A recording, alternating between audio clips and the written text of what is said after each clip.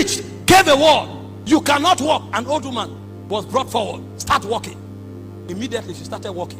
What I prayed before and didn't see, now I command and it happened. I left there, I returned to Aberdeen. There's somebody here, you can't walk, start walking. And the guy started walking. So even when I was failing, the grace was there.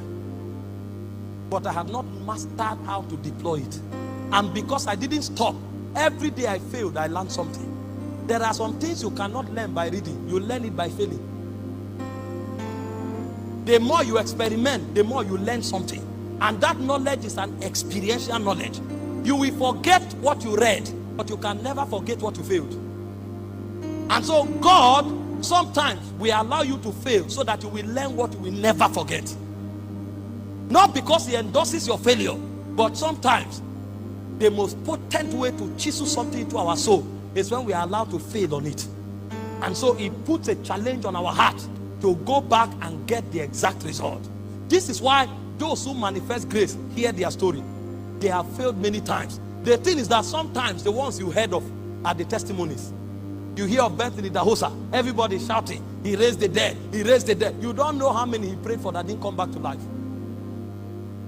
You see people raise people from wheelchair. There are many they did that didn't come back to life.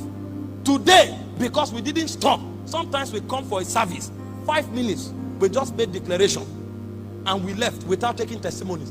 Testimonies keep pursuing you for many days. They sent me a message after returning to Nigeria that a woman had a boil under her breast that had turned to an ulcer for 8 years, living in excruciating pain. I didn't call her case. I didn't lay hands on her. She was just under that atmosphere. 2 days later, everything dried up. Even the ones you didn't pray for, God starts doing it. Because when you are manifesting grace, a point comes, grace becomes a router. Anybody who comes under your atmosphere begins to draw from that grace. That was where Samuel entered. He said in Naioth in Ramah, he said Samuel built a router there. The moment Saul entered the city, Saul had not seen Samuel. Saul started prophesying, and he prophesied naked from night till morning.